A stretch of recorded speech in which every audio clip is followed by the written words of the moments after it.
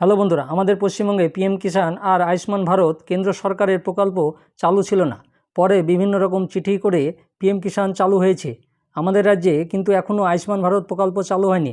এবার আয়ুষ্মান ভারত প্রকল্প চালু করার জন্য তোড়জোড় শুরু করলো কেন্দ্র সরকার পশ্চিমবঙ্গের রাজ্যে।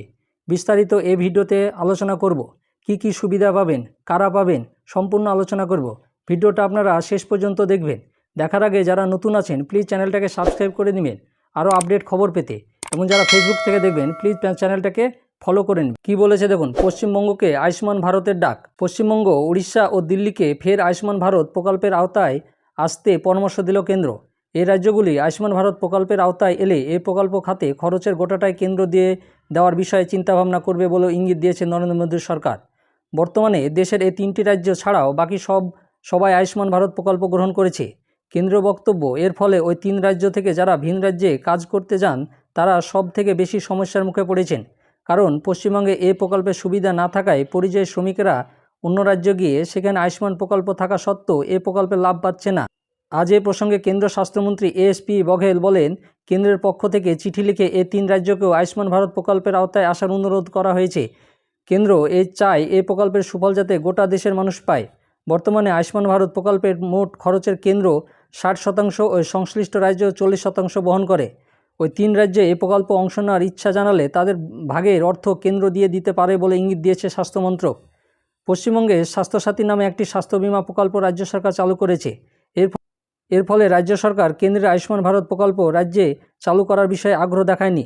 রাজ্যের যুক্তি ছিল, রাজ্য সরকারকে যখন 40% অর্থ যোগাতে হবে, রাজ্য নিজেই আলাদা প্রকল্প করবে।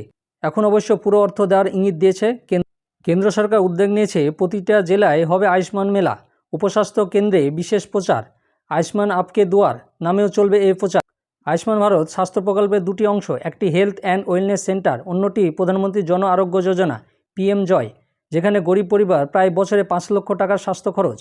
হাসপাতালে ভর্তি হলে মেলে এই কার্ডের সুবিধা। দেশের প্রায় 55 কোটি মানুষকে এই পরিষেবা দেওয়াই মোদী সরকারের টার্গেট।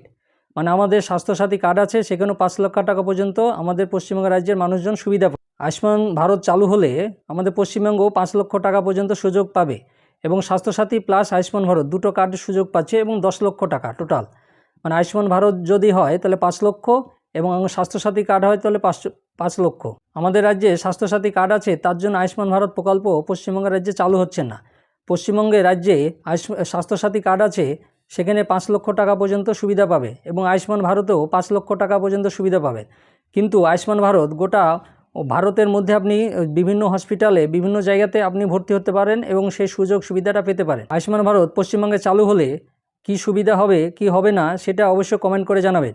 আর আমার এই যদি ভিডিওটা ভালো লেগে থাকে অবশ্যই একটা লাইক এবং শেয়ার করে দিবেন, এবং চ্যানেলটাকে সাবস্ক্রাইব করে দিবেন, এবং পাশে থাকা বেল আইকনে ক্লিক করে দিবেন, যাতে আমার নেক্সট ভিডিওটা আপনি প্রথমে পেয়ে যান। আর যদি কোনো প্রশ্ন থাকে অবশ্যই কমেন্ট করে জানাবেন। Thank you.